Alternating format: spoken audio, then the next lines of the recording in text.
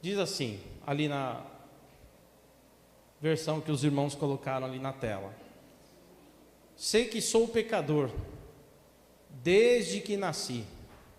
Sim, desde que minha mãe me concebeu. Esse relato do salmista, que é uma confissão do seu pecado, todo mundo concorda que é um salmo de Davi. Depois que ele cometeu um pecado, né, saiu ali com a mulher de Urias, levou Urias à morte, e depois ele tenta ocultar aquilo, e aí Deus então manda o profeta e diz: você não vai ficar ocultando, porque ele não só saiu com a mulher do seu próximo, mas você matou, né, porque ele conduziu aquele homem à morte, né, então ele provocou a morte de uma pessoa que era fiel ao rei, que era fiel ao seu comandante, né, que era um soldado ali na guerra, que estava sempre firme ali. E Davi foi muito pecador, né, muito mal.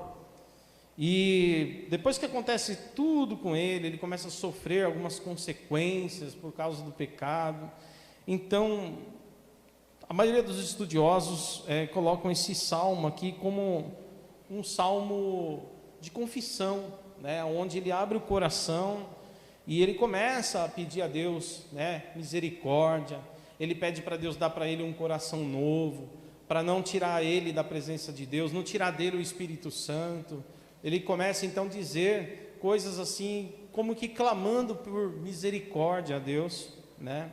E no versículo 5 que nós lemos aqui, ele fala de uma verdade que é essa realidade da nossa existência.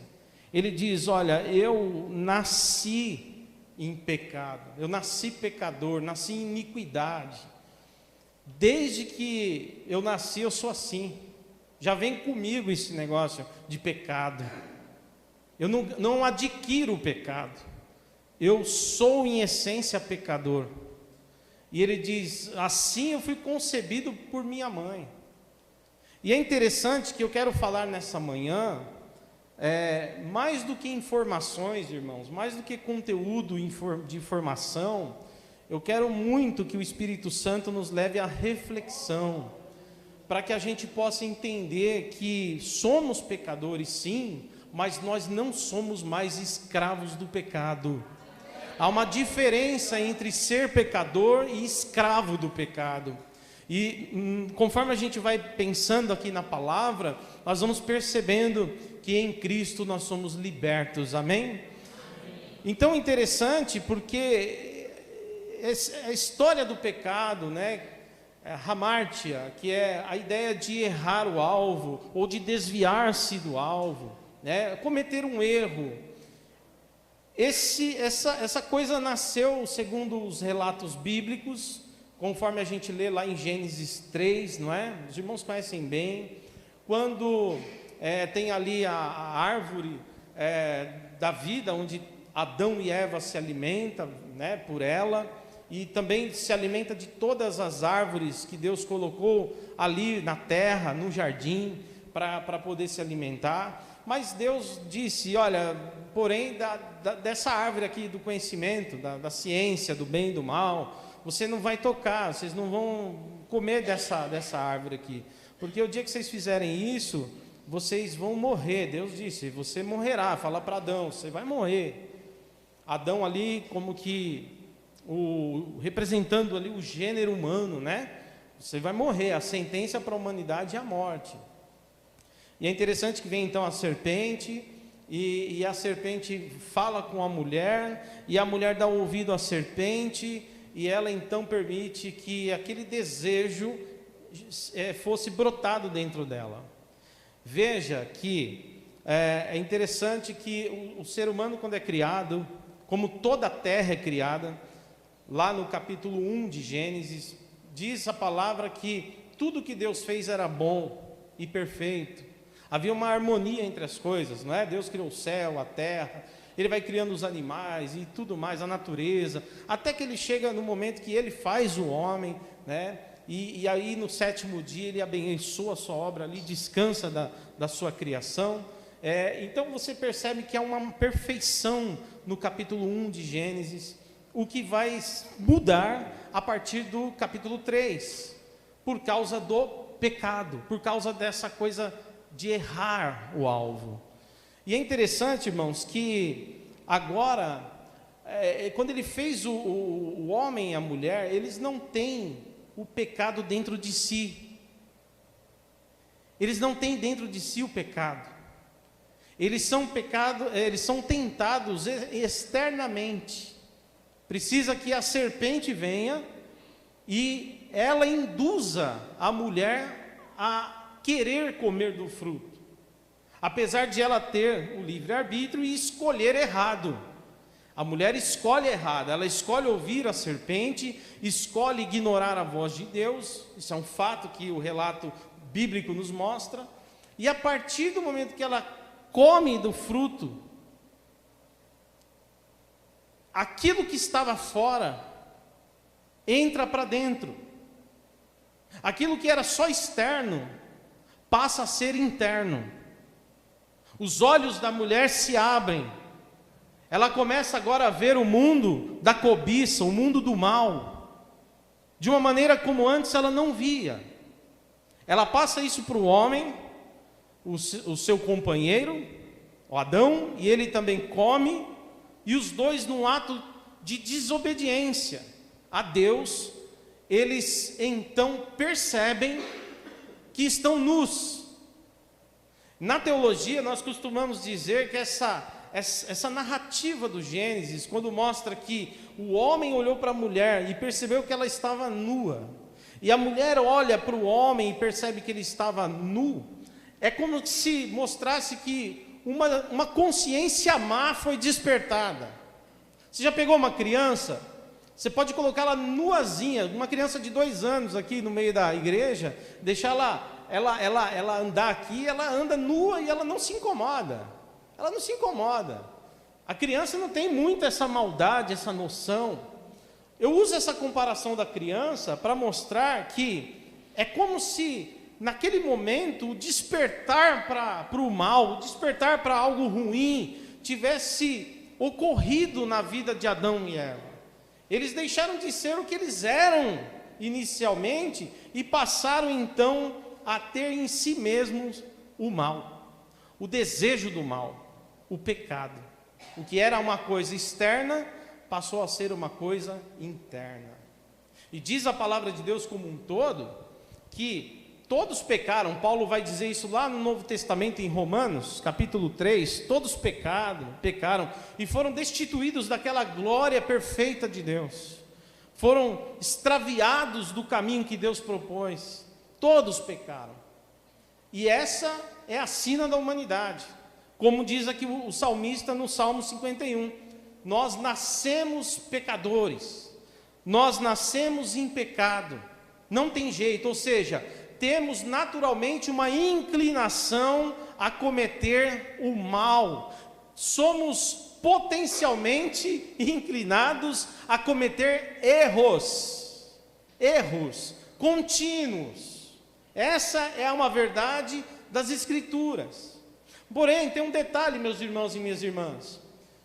Eu creio nessa, a minha maneira de ver, de entender, é que diferente de alguns teólogos, alguns afirmam que o homem perdeu o livre-arbítrio, que ele só tinha esse livre-arbítrio antes, depois ele perdeu o livre-arbítrio de dizer para o pecado, eu não te quero, né? Mas eu não, eu penso que, sou da linha de que ainda foi preservado em nós o livre-arbítrio, apesar de termos agora essa tendência pecaminosa, esse desejo, muitas vezes, que bate em nosso coração, em nossa mente, e quer que a gente faça o que Deus não quer. Agora, interessante pensarmos assim, por quê? Porque quando o homem e a mulher são criados, conforme Gênesis 1, diz lá que Deus criou o homem e a mulher, macho e fêmea os criou, e fez o homem à sua imagem. Ele fez o homem e a mulher, a humanidade à sua imagem, que nós chamamos de imago Dei. Essa imagem significa que eles tinham aquela perfeição que Deus tinha. Não havia neles o pecado, eles tinham harmonia, eles tinham a bondade, eles tinham tudo que, e o poder de criação, o poder de dominar sobre a criatura, a criação de Deus, eles tinham tudo isso. Mas eles tinham uma característica, ou seja, o seu caráter era como o caráter de Deus, o caráter de bondade. A imagem de Deus, preste atenção, ela foi corrompida pelo pecado. Ela foi corrompida, porém não destruída. A imagem de Deus, ou seja, o homem que foi criado, a imagem e semelhança de Deus, ele foi corrompido, mas não destruído. Não foi completamente perdida. A imagem de Deus não foi completamente perdida. Ela ainda foi mantida, apesar de distorcida. Então, nós vamos perceber que o pecado, que nós chamamos de pecado original, trouxe algumas consequências para essa humanidade. E as consequências, o próprio livro do Gênesis vai mostrar quais são. Porque eles se escondem de Deus ao perceber que fizeram errado, ao entenderem que estavam agora nus, sentindo a vergonha, a exposição do seu erro, eles se escondem entre as árvores. Quando Deus, a voz de Deus, ela aparece no meio do jardim chamando por Adão, e Adão não aparece, ele está escondido, e então ele diz para Deus: eis-me aqui. Finalmente ele fala: eis-me aqui, Senhor, estou aqui. E aí o Senhor pergunta: por que você se escondeu? E ele responde: eu escondi porque eu estava nu. E o Senhor disse: quem disse para você que você estava nu? Quando é que você descobriu isso aí? Quando é que isso aconteceu? Logo Deus pergunta: você por acaso comeu do fruto da árvore do jardim que eu disse que não era para comer? E então ele disse: olha, a mulher que o Senhor me deu, ela ofereceu, eu comi. Aí Deus fala: é isso mesmo, mulher? E a mulher diz: não é bem assim, é que a serpente me ofereceu. E aí ficou naquele jogo de empurra, né? Porque uma das características do pecador é não assumir o seu pecado. Uma das características do pecador é esconder-se do seu erro. Mas o Salmo 51, Davi vai dizer: eu sei que tu amas a verdade no íntimo, aleluia. Deus quer ouvir confissões, porque as confissões se dão após um coração arrependido, e num coração arrependido, Deus libera o seu perdão e sua graça. Isso é maravilhoso. E aí a gente vai perceber então o que acontece, meus irmãos e minhas irmãs. Deixa eu tomar um golinho de água aqui. É que agora Deus começa a dar sentença, e Ele vai dizer para a serpente que ela vai rastejar e vai comer pó todos os dias, será odiada por todas as pessoas do mundo. Vai dizer para a mulher: olha, seu desejo não é mais para ti, mas para o seu marido será o teu desejo, ele sobre ti dominará. E ele vai dizer para o homem: e você, Adão, você que foi colocado aqui para cuidar da terra, você vivia em harmonia com a terra, e agora você não vai mais viver em harmonia com a terra. Maldita é a terra por causa de você. Isso é terrível, irmãos. Você percebe que sentença terrível é essa? Maldita é a natureza. A terra, a partir de agora, vai produzir espinhos. Não tinha a ideia de andar e se machucar pela vida, a ideia de andar pelo caminho e se machucar com os espinhos da vida. Você irá colocar a mão, e aonde você vai colocar a mão, você irá se ferir. A terra não produziu só espinhos, irmãos. É furacão, é tsunami, é um monte de coisa que é fruto de um pecado, porque quando Deus criou o mundo e criou a natureza, estas coisas não existiam. A terra toda foi chocada pelo ato pecaminoso de Adão. E ele vai dizer mais para Adão: e você todos os dias comerá do pão, com o suor do rosto, com sofrimento você irá se alimentar todos os dias da sua vida, até que tu voltes ao pó da terra, porque tu és pó, e para o pó tornarás. Ou seja, Deus disse, você irá morrer como eu disse que ia morrer. Não viverá mais para sempre, vai morrer como eu disse que você iria morrer. E para piorar, quando a gente emenda no capítulo 4, um irmão passa a ter inveja do outro, um irmão passa o outro, que é o filho, são os filhos de Adão e Eva, Caim e Abel, onde a gente vê que Caim mata Abel. E no final, na mensagem, eu quero me ater ao capítulo 4 de Gênesis. Mas estou dando aqui só um panorama para a gente caminhar até lá. E aí a gente vai ver agora, não só sofrimento para comer, não só dor de parto, não só a terra produzindo coisa ruim, a gente vai ver um monte de coisa acontecendo, e agora o homem matando o homem, o semelhante odiando o seu semelhante, tudo fruto do pecado. Olha como o pecado veio e entrou no mundo, irmãos, como que isso é ruim. Mas é interessante porque a gente vê nisso tudo a graça. O que é a graça? É o favor de Deus. Porque pelo pecado, o homem se afastou de Deus. Houve uma ruptura no relacionamento de Deus e homem. Porém, o Deus que se afastou não abandonou o homem. Preste atenção. Deus se afastou do homem, mas não o abandonou. Está entendendo? O relacionamento foi cortado, não havia mais intimidade como antes, mas Deus ainda assim cuidava do homem, porque Ele ama. Até que Deus fala, eu vou manifestar a minha graça. E a graça está no Antigo Testamento desde sempre. Primeiro lugar, o Novo Testamento nos revela que já lá na eternidade, Deus, conhecendo tudo na sua onisciência, sabia para onde caminhava a humanidade. E eu quero afirmar nesta manhã a soberania de Deus. Pode ser que você seja pego de surpresa, mas nunca irão pegar Deus de surpresa. Para Ele não existe tempo, o nosso tempo, Ele não está nesse tempo, Ele não está preso nesse tempo humano. Para Ele, passado e presente, passado e presente, presente e futuro é a mesma coisa. Eu quero mostrar para os irmãos que Ele disse. O apóstolo escreve lá no Novo Testamento, acho que está falhando aqui, né, irmãos? Mas eu vou pregando aqui, tá bom? Dá para os irmãos ouvir, amém?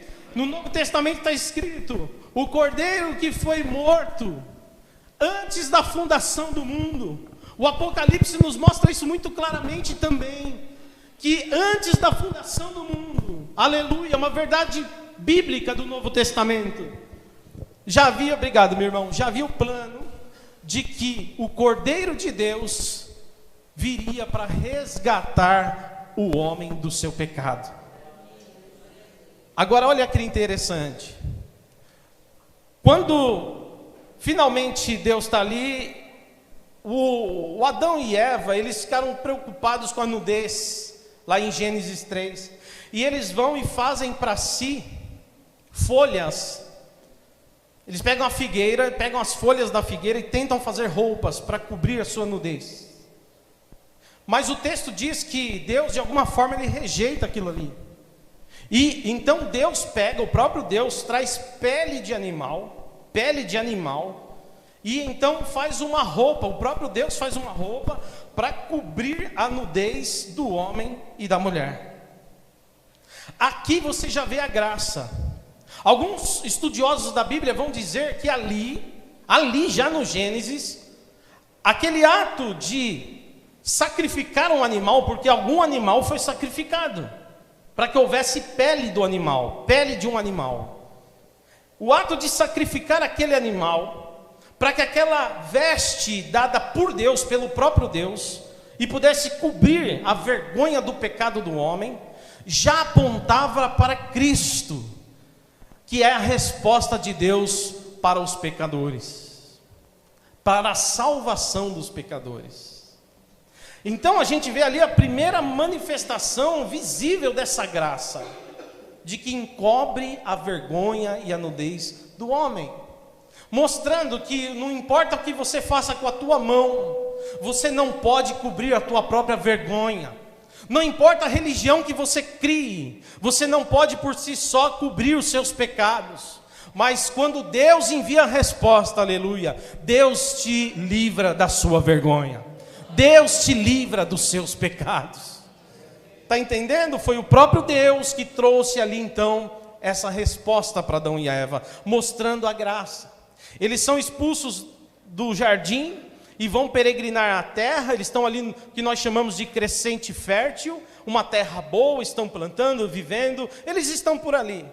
Mas há uma ruptura entre o relacionamento espiritual, entre aquela comunhão que havia antes do pecado. Há uma ruptura, cria-se um distanciamento entre o homem e Deus, até porque agora a mentalidade humana não é mais perfeita como era, mas agora essa mentalidade, ela é cheia de defeito, cheia de ideia ruim, cheia de coisa ruim, que muitas vezes atrapalha até mesmo de ouvir a voz de Deus. Agora escute, irmãos, qual que é a segunda manifestação dessa graça? Tem várias, tá? Mas eu estou pegando aqui sacrifícios de animais. A segunda é quando a gente vê, agora Deus chama Abraão, lá em Gênesis 22, Deus chama Abraão e diz para Abraão: olha, me dá o seu filho Isaque, eu quero ver se você me teme, quero ver se você me serve. Na verdade Deus nem diz isso para ele, ele só diz depois, mas Deus só pede o filho dele, ele fala: olha, só me dá o seu filho em sacrifício. Abraão, ele, com muita dor no coração, ele obedece. Deus disse: vai lá para a região de Moriá e eu vou te mostrar o lugar onde você vai fazer o sacrifício. Ele leva Isaque já é um moço, irmãos. E é interessante que chega um momento no caminho que ele diz para os servos: olha, vocês fiquem aí, porque vai eu e meu filho para sacrificar ao Senhor. E quando eles estão lá no lugar, o filho dele percebe: pai, tem alguma coisa errada. Qual que é a coisa errada, meu filho? Eu estou vendo aqui a lenha para o fogo, eu estou vendo tudo aqui direitinho, o machado, o cuitelo, eu estou vendo tudo aqui certinho. Mas cadê o cordeiro? Cadê o cordeiro para a gente sacrificar ao Senhor? E a resposta de Abraão, irmãos, é profética. Ele diz: meu filho, o cordeiro para si Deus providenciará. Agora o que acontece? Quando ele levanta as mãos, ele amarra seu filho, quando ele levanta as mãos para sacrificar Isaque, de repente aparece um anjo e diz: pare, não faça tal coisa, porque agora eu sei que tu temes ao Senhor. E ele diz: o cordeiro está ali. Quando Abraão olha, ele vê um cordeiro preso ali nos arbustos, porque Deus providenciou novamente o cordeiro. Eu quero dizer para você que a graça é manifestada. Toda vez que alguém vai morrer, aparece um cordeiro. Toda vez que alguém vai morrer, Deus envia a provisão de um cordeiro, ou de um cabrito que seja, para mostrar que Deus ama o homem, e nunca deixará de amar o homem, aleluia. Eu estou aqui nessa manhã para dizer que Deus te ama de maneira tal, que Ele enviou o seu Filho, para que todo aquele que nele crê não pereça, mas tenha a vida eterna. Deus não te amou porque você é perfeito, Ele te amou porque Ele é o teu Pai, aleluia. Sabe o que aconteceu depois? Nós passamos pela época da inocência, onde Deus enviou uma pele de animal para cobrir os pecados de Adão e Eva. Nós passamos pelo período do início da era patriarcal, representada por Abraão, onde ele manda um cordeiro para substituir ali no lugar de Isaque. Agora, irmãos, nós vamos passar para a lei, a instituição da Páscoa. Nós falamos sobre a Páscoa semanas passadas. Deus, no capítulo 12 de Êxodo, ele vai mostrar a instituição da Páscoa. E é muito interessante, irmãos, essa instituição da Páscoa. Por quê? Porque a Páscoa ela é instituída no marco da saída do povo do Egito. É ali pela ação de Deus, quando Ele vai matar os primogênitos dos egípcios, que Deus vai abrir as portas para que o povo saia daquela terra e vá adorá-lo. Preste atenção nisso. E é interessante que quando a gente olha as 10 pragas do Egito, é um Deus que está ouvindo a oração do povo que Ele escolheu, que está no Egito por 400 anos, mas está escravo há 215 anos, preste atenção, o povo não ficou 400 anos escravo, o povo esteve no Egito por 400 anos, com 215 anos de escravidão. Esse povo que já clamava a Deus há muito tempo por uma libertação. Deus ouve, quando ele chama Moisés, ele diz: Moisés, o clamor do meu povo chegou até mim, então vai até Faraó e diga que ele tem que liberar o meu povo para que vá me adorar. Agora entenda isso.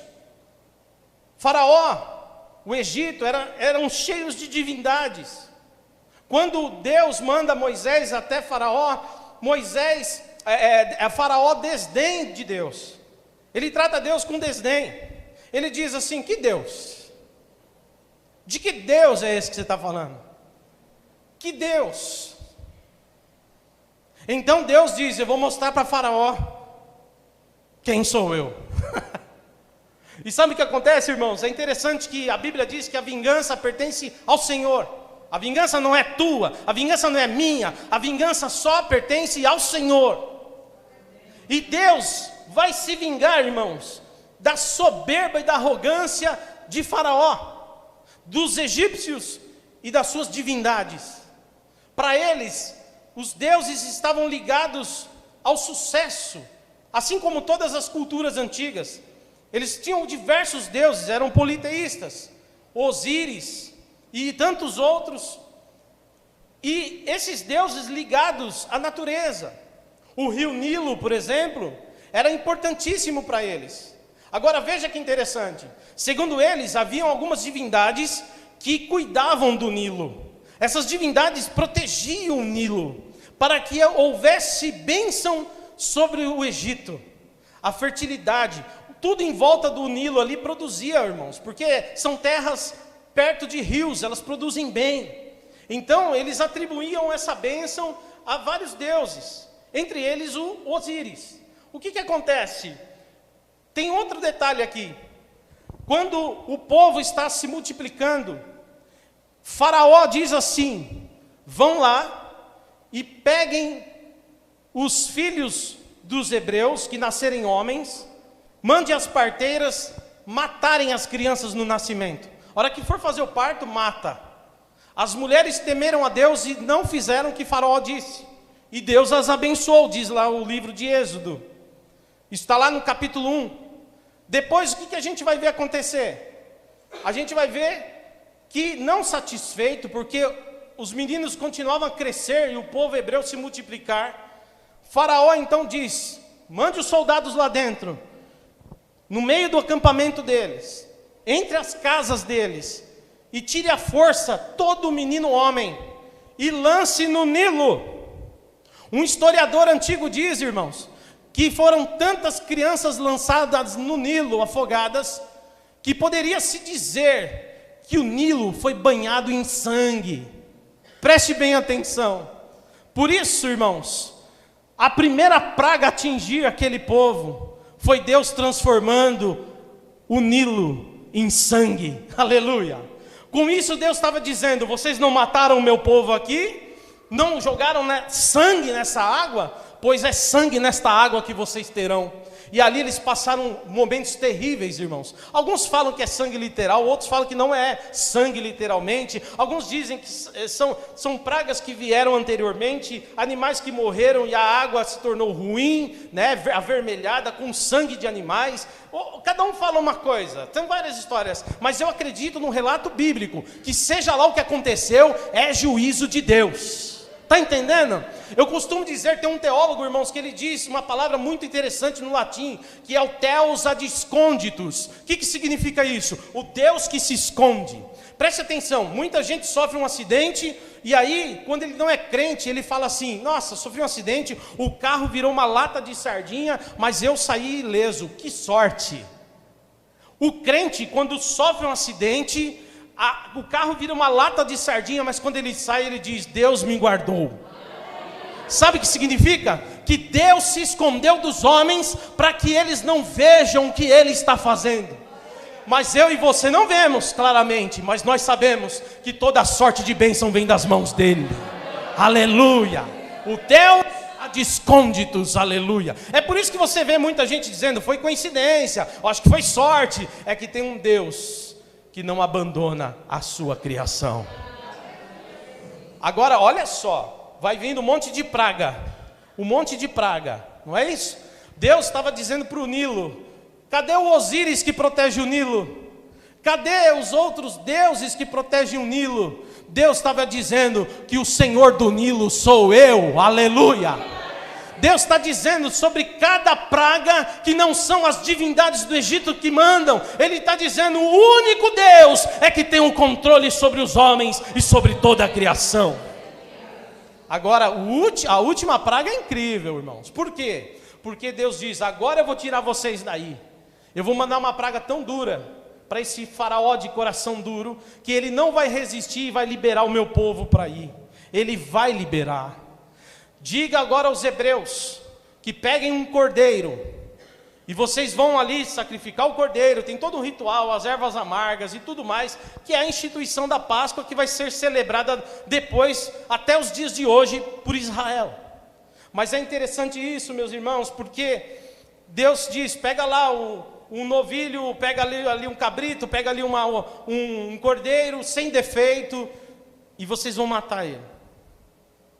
E vocês vão pegar o sangue do animal. Agora, olha que interessante isso. O sangue do animal vocês vão pegar, e vocês vão passar no umbral das vossas portas, nos batentes das portas.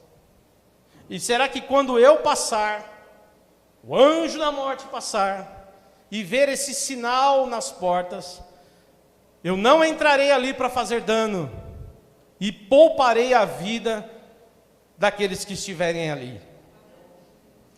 Olha que interessante, uma informação, irmãos. Todas as portas do Egito tinham nos umbrais da porta nome dos deuses egípcios. E a oração egípcia, Osíris, protege-nos do mal. Quando Deus fala, pega o sangue e passa no umbral da porta, Deus estava dizendo, na porta de vocês o sangue vai apagar o nome dos deuses, aleluia. Isso não está aqui no texto, mas é exatamente isso que estava acontecendo. Aonde tivesse um lugar, aonde não tivesse o nome visível dos deuses que afrontavam o Deus de Israel, aleluia, ali haveria destruição. Mas o sangue do Cordeiro que cobre, aleluia, a transgressão, porque idolatria é pecado, o sangue do Cordeiro que cobre a transgressão, impediu o anjo da morte de entrar naquela casa. Isso aí, irmãos, é maravilhoso. Porque ao pegar o sangue, eles iam passando nos umbrais, ia tapando as inscrições, as orações egípcias, porque era obrigatório toda a casa ter, de hebreu ou não, era uma obrigação ter aquelas inscrições, porque Faraó não queria que o mal viesse sobre sua terra. E eu quero dizer para você, irmãos, que então vem o anjo e passa direto pelos umbrais, pelas casas, onde tem o sangue do Cordeiro, e ali ele entra onde não tem o sangue do Cordeiro, e os filhos primogênitos dos egípcios morrem. A gente sabe a história. Agora então Faraó deixa o povo ir, e o povo vai embora para o deserto. A gente sabe como é que funciona a história. E Deus mostra assim que pelo sangue do Cordeiro a morte não nos atingirá, aleluia. Você percebe essa graça? Mas todos esses cordeiros, o animal lá do Gênesis, o cordeiro no lugar de Isaac, a instituição, o símbolo ali da Páscoa, que depois, mais para frente, vai ter outros sacrifícios, o cerimonial de sacrificial, pela expiação de pecados, são coisas que vão sendo construídas, mas que apontam para o Cristo, são apontamentos proféticos que mostram Cristo, tanto que Paulo vai escrever na sua carta, se não me engano, na segunda epístola, ele vai dizer que Cristo é o nosso Cordeiro Pascal, aleluia, está entendendo? Então, meus irmãos, o que vai acontecer nisso tudo? É que finalmente, no tempo de Adão, o Cordeiro ou o animal lá, Deus usou a pele para cobrir a vergonha. No tempo de Abraão, o animal entra ali para que o filho, a herança de Abraão, não se perdesse, o cordeiro é providenciado. No tempo de Moisés, o cordeiro pascal é colocado para que o anjo da morte não tocasse no povo, e o povo pudesse ser livre do Egito. Agora passa a lei, chega o tempo da manifestação plena da graça. Presta atenção, a graça sempre existiu, mas agora chega o tempo da manifestação plena da graça. O que acontece? Jesus, o Cordeiro de Deus que tira o pecado do mundo, ele vem à terra, aleluia. E conforme diz o texto de Hebreus, vários trechos da carta de Hebreus, diz que ele é o sacrifício perfeito e único.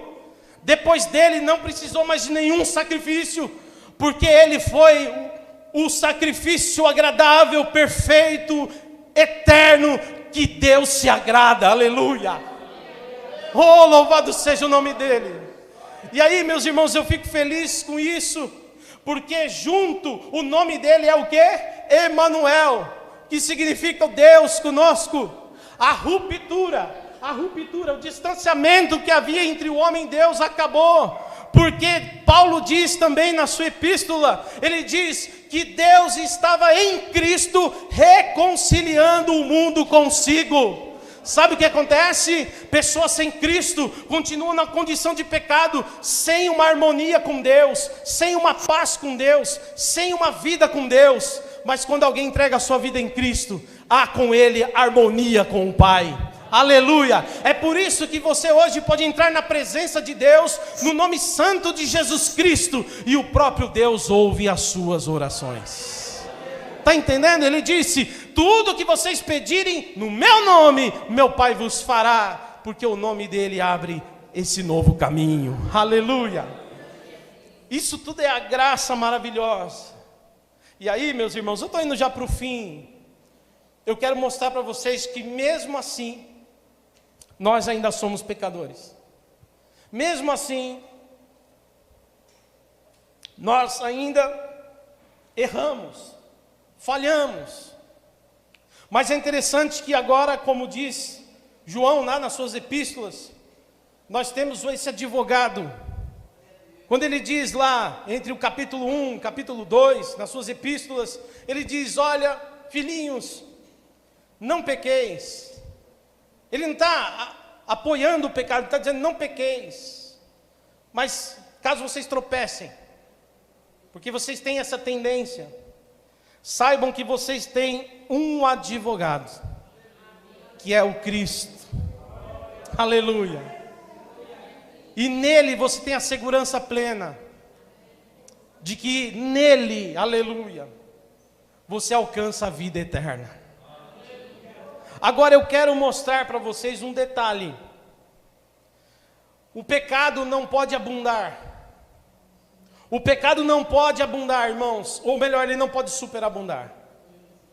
Quando Paulo diz em Romanos capítulo 6, não vou ler porque não dá tempo, mas quando você lê o capítulo 6, Paulo está dizendo o seguinte: olha, o que diremos então? Que o pecado tem que abundar para que a graça superabunde? Ele está dizendo o seguinte, quer dizer então que onde abundou o pecado, superabundou a graça. Aí Paulo diz: mas só porque a graça é superabundante, nós vamos abundar na vida de pecado? Aí Paulo fala: negativo. Vocês não, porque vocês já morreram, vocês já foram crucificados com Cristo. Aí ele está falando então agora que os seus corpos, os desejos das suas carnes morram, e que vocês, assim como Cristo ressuscitou, vivam com Ele em novidade de vida. Eu estou resumindo aqui nas minhas palavras, Romanos 6, o que Paulo fala, uma síntese. E é interessante, meus irmãos, por quê? Porque Romanos 8, Paulo ele completa: nenhuma condenação há para aqueles que estão em Cristo Jesus, nenhuma condenação. Mais para frente, no mesmo capítulo, ele vai dizer: porque nem a morte, nem a espada, nem a fome, nem a nudez, nem os anjos, nem os demônios, potestades do mundo ou do inferno, nem anjos celestiais, nada, nenhuma criatura poderá nos separar do amor de Deus que está em Cristo Jesus. Isso é maravilhoso. Mas é interessante que na carta aos Coríntios, Paulo dá um alerta. Porque Paulo diz assim, capítulo 6, versículo 9 e 10, não erreis, não se enganem, os imorais não vão herdar o reino de Deus, os que cometem maldade, iniquidade, os perversos, eles não herdarão o reino de Deus. Ele vai dizendo os sodomitas, né, os afeminados, os idólatras, os roubadores, os adúlteros. Engraçado, tem uma listinha. Aí, na sequência do texto, ele diz: muitos de vocês já foram assim. Já foram assim. Mas depois que encontraram Cristo, vocês já foram lavados. Já foram justificados. Paulo está dizendo: vocês não vão mais viver como antes. O que ele está dizendo é o seguinte: vocês podem ainda ser pecadores em essência, mas vocês não são mais escravos do pecado. Paulo diz isso, não é? Em Romanos, ainda capítulo 6, ele fala que o pecado não tenha mais domínio sobre vós. E aí, meus irmãos, eu quero concluir lendo Gênesis 4. Se os irmãos puderem pôr na tela ali o Gênesis 4.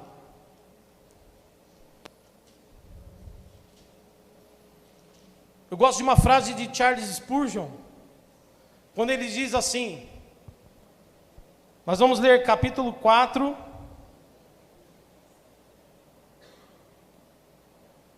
versículo, para resumir, versículo 7.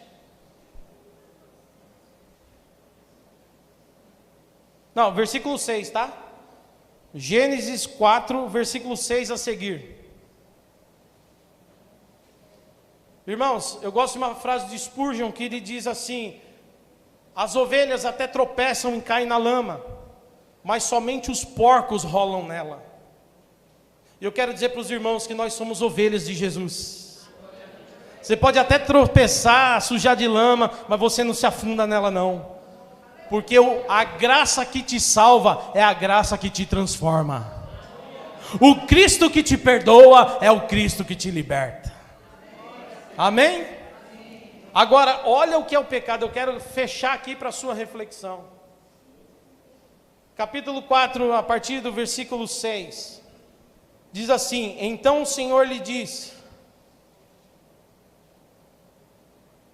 a Caim: por que você está tão furioso?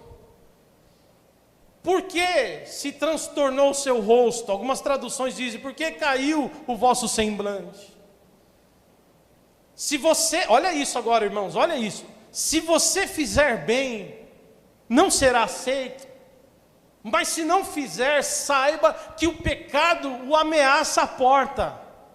Ele deseja conquistá-lo, ou seja, o pecado, o erro, deseja conquistá-lo, mas você deve dominá-lo. Aleluia.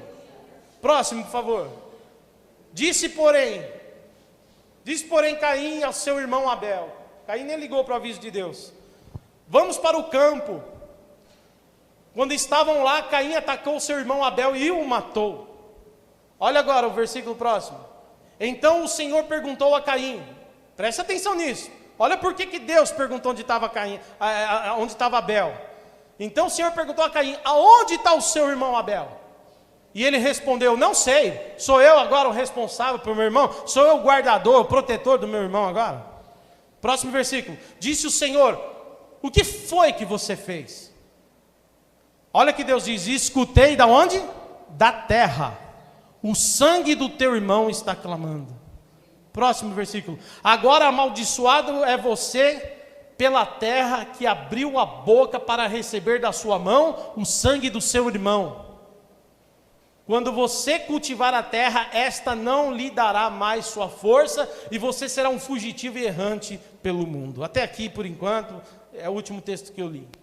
Para finalizar, Eu pego agora aqui uma lição para aplicar na tua vida, porque não é só informação, é aplicação.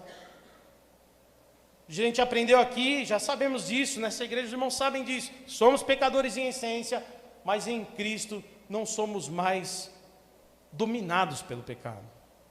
Ou seja, nós temos o poder, ainda mais com o Espírito Santo, de resisti-lo. Não quer dizer que não iremos tropeçar. Não quer dizer que seremos perfeitos, mas podemos resistir a esse mal. Por quê? Primeiro, porque somos filhos de Deus, e há em nós o Espírito Santo, cuja finalidade é glorificar a Deus. O Espírito que habita em vocês vos guiará em tudo, disse Jesus, em toda a verdade, e o objetivo dele é glorificar ao Pai. Gálatas diz: se vocês forem guiados pelo Espírito, não farão o que cobiça a vossa carne. Então é uma busca diária, por isso que é uma vida de oração, santificação, vida com Deus, nos ajuda a vencer o nosso próprio pecado. Isso se chama dependência de Deus. Apesar dos pensamentos ruins, das falhas, apesar de um monte de falha. Nós já vimos isso, que nascemos pecadores, mas não somos mais escravos do pecado. Agora, eu quero mostrar que nós não devemos pecar, por quê? Porque não queremos entristecer o nosso Deus. E o Espírito Santo que temos nos leva a glorificar a Deus. Mas tem uma segunda coisa, além de nos separar de Deus, nos lançar no inferno, etc. Porque eu não creio que uma vez salvo para sempre, eu creio ainda na possibilidade de ignorar a voz do Espírito Santo, resisti-lo e, como o pastor Orlando pregou aqui, ser abandonado por Deus. Quando o homem resiste a Deus até o limite, é abandonado. Aí é uma desgraça. Acredito na apostasia, acredito nessas coisas. Então temos que ter temor de Deus. Deus, como disse Davi no Salmo 51, tem misericórdia de mim e não me lances fora da tua presença. Agora, veja bem. Outra coisa é que o pecado te arrebenta, meu irmão. O pecado deixa um rastro de destruição. E são coisas que muitas vezes levam anos para serem arrumadas. Por isso vem um alerta do Senhor: vigia, se fortaleça.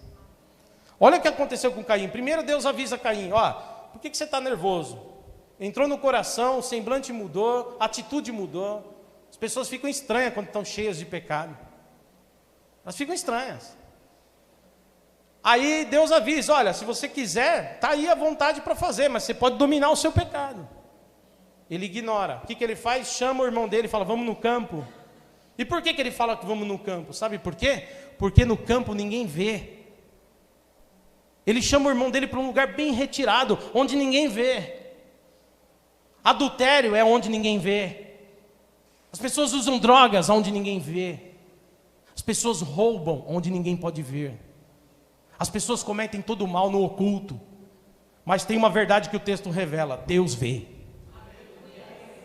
Quando ele mata o irmão dele, sabe por que Deus fala assim: cadê o teu irmão? Porque ele escondeu o corpo. E aonde ele escondeu o corpo? Na terra. Ele enterrou Abel, irmãos. E Deus disse: cadê o teu irmão? E ele diz: não sei, sou eu agora o protetor. Mostra que o homem nem se arrepende, nem diante da voz de Deus. Olha como o pecado às vezes endurece o coração do homem. Por isso que eu e você, quando estamos na presença de Deus, o Espírito Santo pega aquele coração de pedra e faz um coração humano, cheio de sensibilidade, para ouvir o Espírito Santo. É terrível, porque o pecado dominou Caim, irmãos. Ele se jogou nos braços do pecado.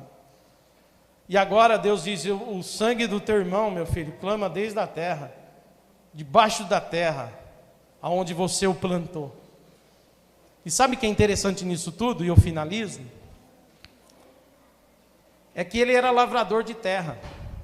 Ele era tipo um agricultor. Dava-se semente na mão dele, para que na terra ele semeasse vida. Semente na terra gera vida. Ele plantava as coisas nasciam. Porque é assim que faz o agricultor, né? O lavrador que mexe com a terra. Mas agora ele vai plantar algo na terra que não gera vida. Ele planta a morte na terra, a vida do próprio irmão. E Deus diz: a partir de agora você perdeu o direito dessa terra. Essa terra que você lavrava, cuidava, você não terá mais o benefício dela. Eu te expulso daqui. E ele diz: agora eu vou ficar como errante e vagabundo, onde o pessoal me achava e me matar. Aí tem aquele lance do sinal que nenhum teólogo, nem pastor, ninguém diz o que é, porque é um mistério isso aí, tá bom? Nós não sabemos que sinal exatamente é isso aí. Tem especulações. Especulação não serve para nada, não chega a lugar nenhum. Agora, um sinal Deus colocou nele, que as pessoas viam e não matavam. Mas disse que ele foi para uma cidade, Nod, que significa lugar de errar, ou lugar errante, ou lugar errado. Lugar que se erra. E sabe o que o pessoal fala? É uma terra a leste do crescente fértil, irmãos. E essa terra não é uma terra boa para se produzir. Ele perdeu o direito de ser agricultor. O pecado te faz ter vergonha, o pecado te faz andar com medo, o pecado te deixa longe de Deus, o pecado te afasta de família, o pecado te arrebenta todo, você olha para trás e vê um rastro de destruição, e tira de você o que você tem. Perdeu o direito de trabalhar naquela terra maravilhosa, porque fez completamente errado. Essa manhã eu falei tudo isso que eu falei para você, mostrando que você tem Jesus como seu Salvador, o Espírito Santo que dirige a tua mente e teu coração, se você assim quer. Mas para dizer que, apesar da gente ter essa característica de nascer em pecado, nós não vamos nos julgar ao pecado, mas pela graça de Deus vamos pedir: Deus, quando estiver no limite, me ajuda, para que eu vença o meu pecado. Se alguém aqui tem sentido tentações da serpente, o Senhor fala para você hoje: abandona isso aí, porque isso aí vai deixar destruição na tua vida. E coloque-se no caminho que eu coloquei para você, porque é caminho de bênção e de vida. Palavra do Senhor nessa manhã. Amém? Eu queria orar com você, com a permissão do pastor. Senhor, nós ouvimos a tua palavra mostrando que a graça ela é revelada desde sempre.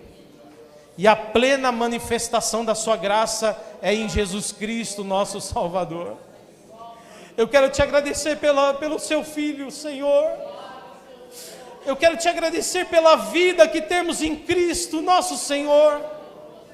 E eu quero agradecer por ter me salvado do pecado, por ter me tirado do Egito, Senhor, que me escravizava.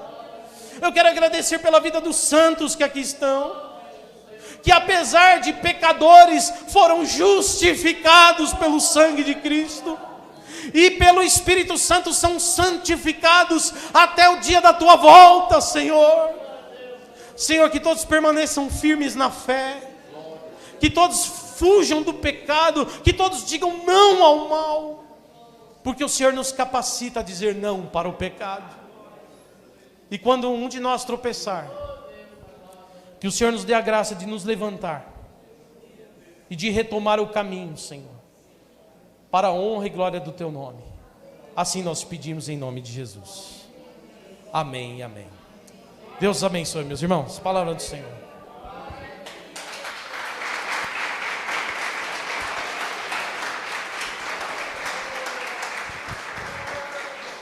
Graças a Deus. Amém. Graças a Deus. Abençoados, irmãos. Amém. Palavra de Deus para o nosso coração nessa manhã. Deus continue abençoando o pastor David e usando a vida dele desse modo que usa, né? Abençoando com graça, aspectos devocionais da palavra, né?